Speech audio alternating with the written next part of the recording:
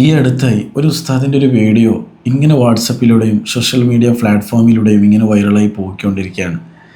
അപ്പോൾ ഏകദേശം കുറേ ആൾക്കാർ ആ വീഡിയോ കണ്ടിട്ടുണ്ട്. ഏകദേശം കുറേ ദിവസത്തിന് മുമ്പാണ് ഈ വീഡിയോ വൈറലായിട്ടുണ്ടായിരുന്നത്. പക്ഷേ ആ സമയത്ത് എനിക്ക് സംസാരിക്കാനോ അല്ലെങ്കിൽ ആ സമയത്ത് ചെറിയൊരു വീഡിയോ ചെയ്യാനുള്ള ഒരു മൂഡിലല്ലായിരുന്നു, വേറെ ചില ബിസിയൊക്കെ ആയത് കാരണം. എന്നാൽ ഇതിന് ഞാൻ വെച്ചിട്ടുണ്ടായിരുന്നു. ഏതായാലും ഈ ഒരു വീഡിയോ ഞാൻ ചെയ്തിരിക്കും എന്ന് വിചാരിച്ച് വെച്ച ഒരു വീഡിയോ ആയതുകൊണ്ട് അത് ഞാൻ ഇന്ന് നിങ്ങൾക്ക് കാണിക്കുകയും അതിനെപ്പറ്റി സംസാരിക്കുകയും ചെയ്യുന്നുണ്ട്. ഞാൻ ഈ പറയുന്ന കാര്യങ്ങൾ നിങ്ങൾ എത്ര പേർക്ക് യോജിക്കാൻ പറ്റുമെന്ന് നിങ്ങൾ അഭിപ്രായത്തിലൂടെ കമൻറ്റ് ബോക്സിലൂടെ അറിയിക്കണം. ആദ്യം തന്നെ ഉണർത്തുകയാണ്. അല്ലാതെ ഞാനൊന്നും നിങ്ങളുടെ അടുത്ത് പറയുന്നില്ല, എൻ്റെ ചാനൽ സബ്സ്ക്രൈബ് ചെയ്യൂ, ഈ വീഡിയോ ലൈക്ക് ചെയ്യൂ, ഷെയർ ചെയ്യൂ, ഇങ്ങനെയൊന്നും പറയുന്നില്ല. ശരിക്കും നിങ്ങൾക്ക് ഈ വീഡിയോ കണ്ടതിന് ശേഷം എന്താണ് തോന്നുന്ന കാര്യങ്ങൾ അത് നിങ്ങൾ അറിയിക്കണം. അതിൽ പൊതുവെ ഒരു ഉസ്താദിനെ ജോലിയിൽ നിന്ന് ഒരു കാരണവും കൂടാതെ അയച്ചുവിടുന്ന ആ ഒരു സംഭവത്തിനെ പറ്റിയിട്ടാണ് ഉസ്താദ് അവിടെ എക്സ്പ്ലനേഷൻ കൊടുക്കുന്നുള്ളത്. എനിക്ക് തോന്നുന്നത് ഇത്തരത്തിൽ എത്രയോ പാവപ്പെട്ട ഉസ്താദന്മാർ ഇപ്പോൾ ജോലിയില്ലാതെ വീട്ടിൽ തന്നെ കഴിഞ്ഞുകൊണ്ടിരിക്കുകയാണ്. അതിന് യാതൊരു കാരണവുമില്ല എന്നാണ് എനിക്ക് പറയാനുള്ളത്. വെറുതെ ഒരു കുട്ടിയെ അടിച്ചോ, ഈ വിഷയത്തിലല്ല, മറ്റു വിഷയത്തിലാണ് ഞാൻ പറയുന്നുള്ളത്. ചില സ്ഥലത്തൊക്കെ ഉസ്താദന്മാർ കുട്ടിയെ അടിച്ചു എന്ന പേരിൽ ആ കുട്ടി ചെയ്ത ആ കുട്ടിയുടെ ബുദ്ധിക്ക് വേണ്ടിയിട്ടാണ് അടിച്ചത്, അല്ലെങ്കിൽ മറ്റൊരു കാര്യമൊന്നും അവർ ചിന്തിക്കുന്നില്ല. പക്ഷെ അവർ ചെയ്യുന്നുള്ള കാര്യം എന്താണെന്ന് വെച്ചാൽ, അടിച്ചു കഴിഞ്ഞാൽ സ്വന്തം കുടുംബക്കാരെന്ത് ചെയ്യും? ഈ ഉസ്താദിൻ്റെ മെക്കെട്ട് കയറുകയും ആ ഉസ്താദിൻ്റെ വേറെ കുറേ തെറ്റുകൾ ഇങ്ങനെ ഇല്ലാത്ത തെറ്റുകളെ ഇങ്ങനെ ഉണർത്തി കൊണ്ടുവരികയും നാട്ടുകാരുടെ ഇടയിൽ പ്രചരിപ്പിക്കുകയും എന്നിട്ട് ആ ഉസ്താദിനെ ആ ജമാഅത്തിൽ നിന്ന് പുറത്താക്കുകയും ആ ജോലിയിൽ നിന്ന് ഇല്ലാതാക്കുകയും വീഡിയോ എടുക്കുകയും പല രീതിയിലുള്ള തെറ്റായ ധാരണ വരുത്തുന്നതായ രീതിയിലുള്ള വീഡിയോകളും ആർട്ടിക്കിളും ഇങ്ങനെ ഇട്ട് സോഷ്യൽ മീഡിയയിൽ വൈറലാക്കി കൊടുക്കുകയാണ്. ഞാൻ പറയുകയാണ്, ഇത് ശരിക്കും തെറ്റ് ചെയ്യാത്ത ഒരു ഉസ്താദിൻ്റെ വിഷയത്തിലാണ് ഞാൻ സംസാരിച്ചത്. ഇനിയിപ്പോൾ ഈ സമുദായത്തിൽ അല്ലെങ്കിൽ മുസ്ലിം സമുദായത്തിൽ പെട്ട ആൾക്കാർ, ഉസ്താദന്മാർ തന്നെ തെറ്റ് ചെയ്ത ആൾക്കാരും ഉണ്ടാവും, അതില്ലാന്ന് ഞാൻ പറയുന്നില്ല. ചിലപ്പോൾ ഒരാൾ തെറ്റ് ചെയ്തെന്ന് വിചാരിച്ച് ആ സമൂഹത്തിനെ തന്നെ, ആ ജിൻസിനെ തന്നെ അങ്ങ് തെറ്റായ രീതിയിൽ കാണുന്നത് അത് എത്രത്തോളം ശരിയാണെന്ന് നിങ്ങൾക്ക് ചിന്തിച്ചാൽ മനസ്സിലാവും. എല്ലാ സമുദായത്തിലും, എല്ലാ ഫീൽഡിലും, എല്ലാ വിഷയത്തിലും ഇത്തരത്തിൽ തെറ്റ് ചെയ്യുന്ന ഒരു കൂട്ടമുണ്ട്, ആൾക്കാരുണ്ടാവും. ഒരു കൂട്ടം എന്ന് പറയാൻ പറ്റില്ല, ചില ആൾക്കാരുണ്ടാവും, ഒന്നോ രണ്ടോ ആൾക്കാരുണ്ടാവും. എന്നാൽ അവരെ വെച്ചുകൊണ്ട് മറ്റു ഉസ്താദന്മാരെ വിലയിരുത്തുന്ന ആ പരിപാടി അതൊരിക്കലും ശരിയായിട്ടുള്ള കാര്യമല്ല. ഒരു വ്യക്തി തെറ്റ് ചെയ്തിട്ടുണ്ടോ, ആ വ്യക്തിയെ തന്നെ അങ്ങ് വേണമെങ്കിലും ആ വ്യക്തിയുടെ വിഷയത്തിൽ നിങ്ങൾക്ക് സംസാരിക്കാം. പക്ഷെ ആ ജിൻസിനെ ഒരിക്കലും നിങ്ങൾ തെറ്റായി കാണാൻ പാടില്ല. നിരപരാധിയായ ഒരു ഉസ്താദിൻ്റെ ഒരു വീഡിയോ ആണ് എനിക്ക് കാണാൻ വേണ്ടി കഴിഞ്ഞത്. വളരെ ദുഃഖം തോന്നിപ്പോയി. ആ ഉസ്താദിനെ അവിടെ നിന്ന് പിരിച്ചുവിടുന്ന ആ സമയത്ത് ആ ഉസ്താദ് അവിടെ നിന്ന് സംസാരിക്കുന്ന ദുഃഖത്തോടുകൂടി കരഞ്ഞുകൊണ്ടാണ് അവസാനമായിട്ട് നിർത്തിവെച്ച് പോയത് എന്നാണ് ആ കാണുമ്പോൾ മനസ്സിലാകുന്നത്. വളരെ ദുഃഖത്തോടു കൂടിയാണ്. ഞാനൊക്കെ ചോദിക്കുന്നത്, ഈ ഉസ്താദിനെ അവിടെ പറഞ്ഞു വിടാൻ വേണ്ടി കാരണക്കാരായ ആൾക്കാർ ആ ഉസ്താദിൻ്റെ കണ്ണുനീരിന് എവിടെ ചെന്ന് മറുപടി പറയുമെന്നാണ് എനിക്ക് ചോദിക്കാനുള്ളത്. വെറുതെ ഇല്ലാതെ നിങ്ങളൊരു നാട്ടിൽ ഒരു ഉസ്താദ് നിന്ന് കഴിഞ്ഞാൽ നല്ല രീതിയിൽ ബുദ്ധിമുട്ട് സഹിക്കേണ്ടി വരും. യഥാർത്ഥ ദീൻ എന്താണെന്ന് ആൾക്കാർക്ക് ബോധ്യപ്പെടുത്താൻ പോകുന്ന ആ ഉസ്താദിൻ്റെ നേരെ എതിരെയായിട്ടാണ് ആൾക്കാരൊക്കെ വരുന്നുള്ളത് എന്നുള്ളതാണ് യാഥാർത്ഥ്യം. അത് പറഞ്ഞപ്പോൾ നല്ല രീതിയിൽ ദീന് പറഞ്ഞു കൊടുക്കുന്ന ഉസ്താദിന് എതിർപ്പുകൾ കൂടുതലാണ് എന്നാണ് എനിക്ക് തോന്നുന്നത്. അവർക്കത് ഇഷ്ടപ്പെടുന്നില്ല, അവർ അതിന് പ്രതികരിക്കാൻ നിൽക്കും. എന്നിട്ട് ആ ഉസ്താദിനെ ആ ജമാഅത്തിൽ നിന്നിട്ട് ആ പള്ളിയിൽ നിന്ന് ഇല്ലാതാക്കാൻ വേണ്ടി ശ്രമിക്കും എന്നുള്ളതാണ് യാഥാർത്ഥ്യം. ഞാൻ നിങ്ങൾക്കൊരു വീഡിയോ ക്ലിപ്പ് കാണിച്ചു തരാം. ഇതിൻ്റെ സ്ഥലമോ മറ്റു കാര്യങ്ങളൊന്നും ഞാൻ പറയുന്നില്ല, നിങ്ങൾക്ക് എല്ലാവർക്കും അറിയുന്ന വിഷയം കൂടി ആയതുകൊണ്ട് ഞാൻ ആദ്യം ആ വീഡിയോ ഒന്ന് പ്ലേ ചെയ്ത് കേൾപ്പിച്ചു തരാം.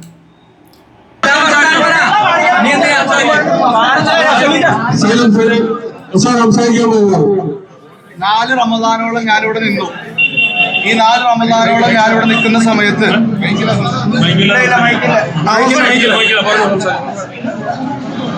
അസ്സലാമു അലൈക്കും വറഹ്മത്തുള്ളാഹി.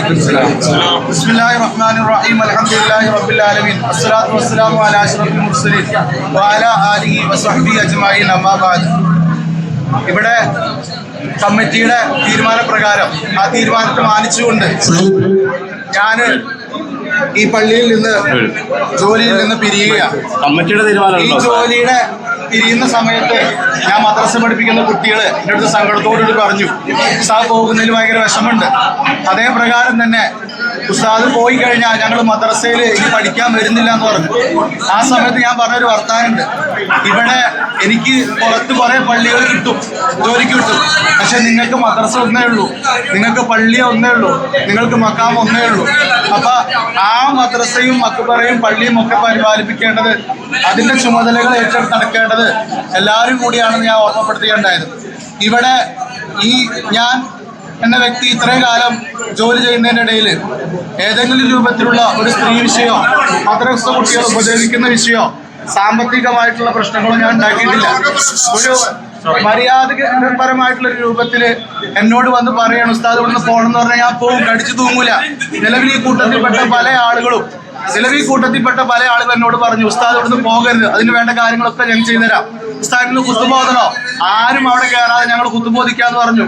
ഇവിടെ നിയമപരമായിട്ട് ഒരു നോട്ടീസ് പീരീഡ് എന്ന് പറഞ്ഞ സാധനമുണ്ട്. 30 ദിവസം ഒരു ജോലിയിൽ നിന്ന് പിരിച്ചുവിടാനുള്ള അവകാശമുണ്ട്.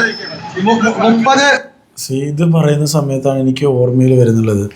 അതായത് ഉസ്താദന്മാരെ വിടുന്ന സമയത്താണെങ്കിൽ പോലും ഇനി നിങ്ങൾക്ക് എന്തെങ്കിലും രോഗങ്ങൾ ബാധിച്ചിട്ട് ആ ഉസ്താദിനെ വിടുന്നതെന്ന് വിചാരിക്കുക, രോഗങ്ങൾ വെച്ചാൽ വെറുതെ ഇല്ലാതെ ഉസ്താദിനെ വിടുന്നുണ്ട് എന്ന് വിചാരിച്ചാലും ആ ഉസ്താദിന് ഒരു ടൈം പീരീഡ് ഉണ്ട്. അതായത് റമദാനിന് മുമ്പ് തന്നെ ഉസ്താദിനോട് ഒന്ന് പറഞ്ഞ് ഉണർത്തി കൊടുത്ത് അതിനുശേഷം വിടുക. പെട്ടെന്ന് തന്നെ ചാടിപ്പോയി ഒരിക്കലും ഉസ്താദിനെ വിടാൻ നിൽക്കാതെ, ഒരു കാരണമില്ലാത്ത ഒരു നിരപരാധിയായ ഉസ്താദിനെ കുറിച്ചിട്ടാണ് ഞാൻ പറഞ്ഞു വരുന്നുള്ളത്. നിങ്ങൾ അങ്ങനെ വിട്ട് കഴിഞ്ഞാൽ ആ ഉസ്താദിന് ജോലി എവിടെയും കിട്ടുന്നത് വളരെ ബുദ്ധിമുട്ടാണ് എന്നാണ് ആദ്യം ഓർമ്മപ്പെടുത്താനുള്ളത്.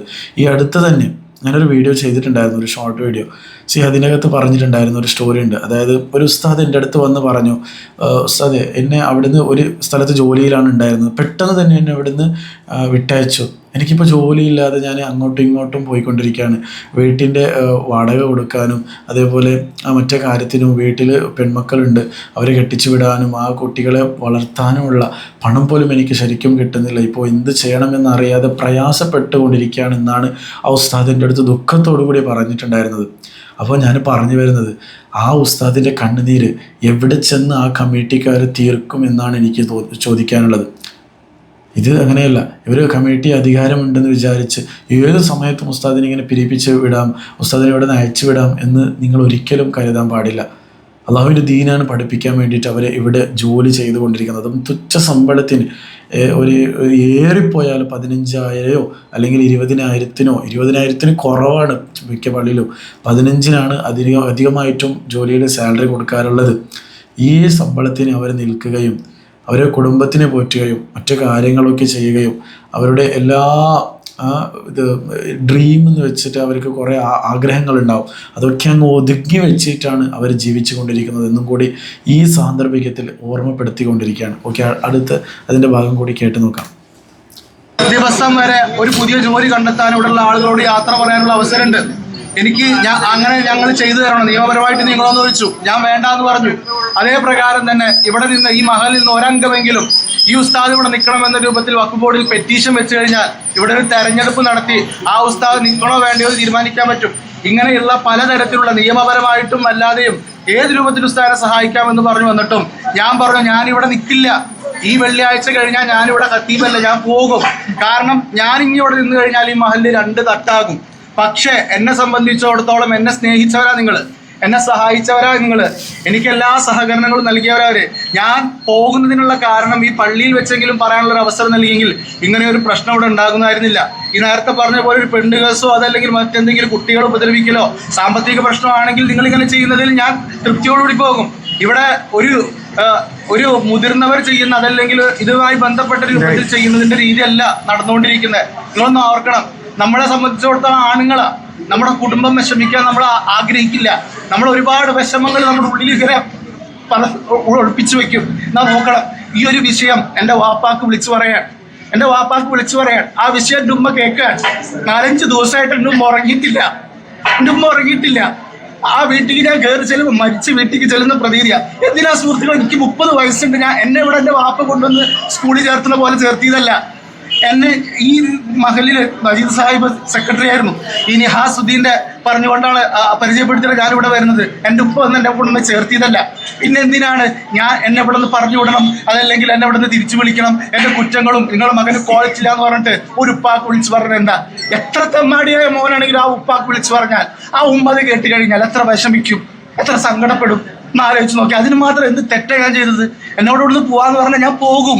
ഇപ്പോഴും ഞാൻ പറയുന്നത് ഇവിടെ എന്നെ പിടിച്ചു നിർത്താൻ ഒരുപാട് ആളുകളുണ്ട്, ഒരുപാട് ആളുകൾ തയ്യാറായിട്ടുണ്ട്. പക്ഷെ ഞാൻ ഇപ്പോഴും പറയുന്നു, ഞാൻ ഇവിടുന്ന് പോകും. ഇത് നിങ്ങളുടെ മഹല്ല. ഈ മഹലിൽ നിങ്ങൾ തന്നെയാണ് തീരുമാനം എടുക്കേണ്ടത്. ഇവിടെ ഏത് ഉസ്താദ് നിൽക്കണം, ഏത് ഉസ്താദ് നിൽക്കണ്ട. ഇനിയിപ്പോൾ നിങ്ങൾ ആര് വന്ന് പറഞ്ഞാലും ഞാൻ ഇവിടെ നിന്ന് ഇൻഷാ അല്ലാഹ് പോകും. പക്ഷെ ചില കാര്യങ്ങൾ മനസ്സിലാക്കേണ്ടതുണ്ട്. ഒരു ഉസ്താദ് എന്ന് പറഞ്ഞു കഴിഞ്ഞാൽ 10 വർഷം 12 വർഷമൊക്കെ പഠിച്ച് ഒരു ജോലിക്ക് വേണ്ടി ഇറങ്ങുമ്പോൾ ദീനി ദഅവത്ത് ലക്ഷ്യം വെച്ചുകൊണ്ട് ഇറങ്ങാൻ, ഒരു തെറ്റ് കണ്ടാൽ ആ തെറ്റെന്താണെന്ന് കാണിച്ചു കൊടുക്കൽ ഈ ഉസ്താദിന്റെ കടമയാണ്. ഇവിടെ മുന്നേ ഒരു കമ്മിറ്റി ഉണ്ടായിരുന്നു ഞാൻ വരുന്ന സമയത്ത്. അതിനുശേഷം മുത്തവല്ലി ഭരണമുണ്ടായിരുന്നു. എനിക്ക് എൻ്റെതായ നിലപാടുകളും വ്യക്തിത്വവും ഞാൻ അവിടെയൊക്കെ കാത്തു സൂക്ഷിച്ചിരുന്നു. ഇവിടെ ഇപ്പോൾ ഈ ഒരു പ്രശ്നം ഉണ്ടാവാനുള്ള കാരണം, കമ്മിറ്റിയിൽ നിന്ന് മദ്രസയിലേക്ക് ഒരു അംഗത്തെ തെരഞ്ഞെടുക്കണം, മദ്രസയുമായി ബന്ധപ്പെട്ട കാര്യങ്ങൾ നോക്കാൻ. അപ്പോൾ ആ തെരഞ്ഞെടുപ്പിൽ അതിൻ്റെ ഒരു സുതാര്യത നഷ്ടപ്പെട്ടപ്പോൾ, നീതിയുക്തമല്ലാത്തൊരു തെരഞ്ഞെടുപ്പാണെന്ന് മനസ്സിലാക്കിയപ്പോൾ ഞാൻ ഇടപെട്ടു. ഇങ്ങനെ ഒരു ആരോപണം കൊണ്ട് ഒരാളെ മോശപ്പെടുത്താൻ പാടില്ല. ഒരു മോശപ്പെട്ടത് ചിത്രീകരിച്ച് അയാളുടെ സ്ഥാനവും മാനവും കഴിയുന്നില്ല. എന്നെ കുറിച്ച് തെറ്റായ കാര്യം എൻ്റെ കുടുംബത്തെ അറിഞ്ഞു കഴിഞ്ഞാൽ, എൻ്റെ മക്കൾ അറിഞ്ഞു കഴിഞ്ഞാൽ പിന്നെ ആ കുടുംബത്തെ എനിക്ക് വിലയില്ല. ഇല്ലാത്ത കാര്യം പറഞ്ഞുകൊണ്ട് ഒരാളെ ആക്ഷേപിക്കരുത്. ഇങ്ങനെയുള്ളൊരു തെറ്റ് ചൂണ്ടിക്കാണിച്ചതിൻ്റെ പേരിൽ എന്നെ പറഞ്ഞു വിടുകയാണ്. നിങ്ങളൊന്ന് ആലോചിക്കണം. ഈ ഒരു നിസ്സാരമായ കമ്മിറ്റിയുള്ളിൽ തന്നെ ചർച്ച ചെയ്ത് അവസാനിപ്പിക്കേണ്ട ഈ ഒരു വിഷയത്തിൻ്റെ പേരിൽ ഒരു ഉസ്താദിനെ ആ പള്ളിയിൽ നിന്ന് രാത്രി തന്നെ പെട്ടിയെടുത്ത് പോകണമെന്ന് പറയുന്നത് ഏത് ന്യായമാണെന്ന് അറിഞ്ഞാൽ കൊള്ളാമെന്നുണ്ട്. ഈ ഒരു വിഷയം നിങ്ങളെ ധരിപ്പിക്കുക എന്നുള്ള ഒറ്റ ലക്ഷ്യം മാത്രമേ എനിക്കിവിടെ ഉണ്ടായിട്ടുള്ളൂ. ഇവിടെ പോയി കൂടിയിരിക്കുന്ന പല ആളുകൾക്കും സത്യം എന്താണെന്നറിയില്ല. ഇവരൊക്കെ ഞാൻ പോകുമ്പോൾ ഇനി എന്നെ വേറെ രൂപത്തിൽ പലതും പറയും. ഇപ്പൊ തന്നെ എന്നെ സാമ്പത്തികമായിട്ടുള്ള ബുദ്ധിമുട്ട്, സാമ്പത്തികമായിട്ട് ഒരുപാട് കാര്യങ്ങൾ ചെയ്തു, അതല്ലെങ്കിൽ അതിന് വേണ്ടിയിട്ട് ഒരുപാട് എൻ്റെ പോക്കറ്റ് നിറയ്ക്കാൻ ഒരുപാട് കാര്യങ്ങൾ ചെയ്തു എന്ന ആരോപണം ഇപ്പൊ തന്നെ ഉയർന്നു വന്നിട്ടുണ്ട്. നിങ്ങൾ അറിയണം, ഒരു വർഷമായിട്ട് എൻ്റെ വീടിന്, ഞാനൊരു വീട് വെക്കാൻ വേണ്ടിയിട്ട് ഒരു സ്ഥലത്തിന് തീര് നടത്താൻ വേണ്ടിയിട്ട് 3 ലക്ഷം രൂപ കൊടുക്കാത്തതിൻ്റെ പേരിൽ ആ തീര് നടക്കാതിരിക്കുക. ഇവിടെ ഒരുപാട് സാമ്പത്തികമായിട്ട് സഹായിക്കുന്ന ആളുകളുണ്ട്. ആശിമാജി മണവാട്ടി അടക്കം, ഒനിയൻ അൻസാരി അടക്കം, ഷിജാസ് അടക്കം ഒരുപാട് ആൾക്കാരുണ്ട്. ഒരാളോടെങ്കിലും ഈ വിഷയം ഞാൻ ഓർമ്മപ്പെടുത്തിയിട്ടുണ്ടെന്ന് നിങ്ങൾ ചോദിക്കണം. അങ്ങനെ സാമ്പത്തികമായ ആരോപണം വരെ ഉന്നയിച്ചുകൊണ്ട് ഒരാളിങ്ങനെ കരിവാരി തേച്ചുകൊണ്ട് പറഞ്ഞയക്കുമ്പോൾ ഇനിയൊരു ഉസ്താദ് ഈ പള്ളിയിൽ ഇരിക്കുന്ന സമയത്ത് ആ ഉസ്താദിന് ഈ ബുദ്ധിമുട്ടുണ്ടാകാതിരിക്കാൻ വേണ്ടി മാത്രമാണ് ഞാനിങ്ങനെ സംസാരിച്ചത്. ഒരു പക്ഷേ ഇതിന്റെ പേരിൽ എനിക്ക് മറ്റു മഹലുകളിലൊന്നും ജോലി കിട്ടിയെന്ന് വരില്ല, ശരി, സമ്മതിച്ചു. എങ്കിലും ഈ ഒരു തെറ്റിനെ തെറ്റായിട്ട് തന്നെ ഞാനിവിടെ ചൂണ്ടിക്കാണിക്കും. അതുകൊണ്ട് തന്നെ പ്രിയമുള്ള വിശ്വാസികളെ, നമ്മൾ ദീനിയായ കാര്യങ്ങൾ ഒരുമിച്ചവരാണ്, ദീനിൽ വിശ്വസിക്കുന്നവരാണ്, ദീനനുസരിച്ച് ജീവിക്കുമെന്ന് പ്രതിജ്ഞ ചെയ്തവരാണ്. അതുകൊണ്ട് തന്നെ ആ ദീനെ മുറുകെ പിടിക്കാൻ നമ്മളെല്ലാവരും തയ്യാറാണ്. അതുകൊണ്ട് എൻ്റെ വാക്കിൽ നിന്നോ പ്രവൃത്തിയിൽ നിന്നോ ആർക്കെങ്കിലും എന്തെങ്കിലും മോശമോ ബുദ്ധിമുട്ടോ ഉണ്ടായിട്ടുണ്ടെങ്കിൽ നിങ്ങളെല്ലാവരും പൊരുത്തപ്പെട്ടു തരണമെന്നും എൻ്റെ കുടുംബത്തിനും എനിക്കും വേണ്ടി ദുആ ചെയ്യണമെന്നും എൻ്റെ മക്കൾ പട്ടിണിയാവാതിരിക്കാൻ വേണ്ടി പ്രത്യേക നിങ്ങൾ കരുതണമെന്ന് ഓർമ്മപ്പെടുത്തുകയാണ്. അസ്സലാമു അലൈക്കും വറഹ്മത്തുള്ളാഹി വബറകാതുഹു. ഇതാണ് ഒരു ജോലിക്ക് ഉസ്താദ് കയറി കഴിഞ്ഞാൽ സംഭവിക്കുന്ന ചില കാഴ്ചകൾ. വളരെ ദുഃഖം തോന്നിപ്പോയി ഈ വീഡിയോസൊക്കെ കാണുന്ന സമയത്ത്. നിങ്ങളൊന്ന് ചിന്തിച്ച് നോക്കുക. 10-12 കൊല്ലത്തോളം ദീനി ദഅവത്തിൻ്റെ രംഗത്തേക്ക് ഇറങ്ങാൻ വേണ്ടിയിട്ട് അത് പഠിക്കുകയും അള്ളാഹുവിൻ്റെ ദീനുമായിട്ട് സംബന്ധം പുലർത്തുകയും അതിനുശേഷം ജോലിയിലേക്ക് ഇറങ്ങി കഴിഞ്ഞാൽ ഇത്തരത്തിലുള്ള സംഭവങ്ങളാണ് നടക്കുന്നുള്ളത്. ഞാൻ പറയുന്നത്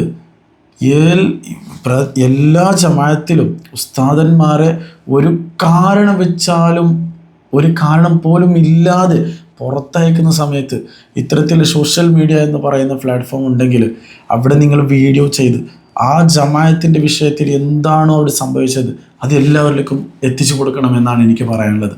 ആ ഉസ്താദ് അത് ചെയ്യണം.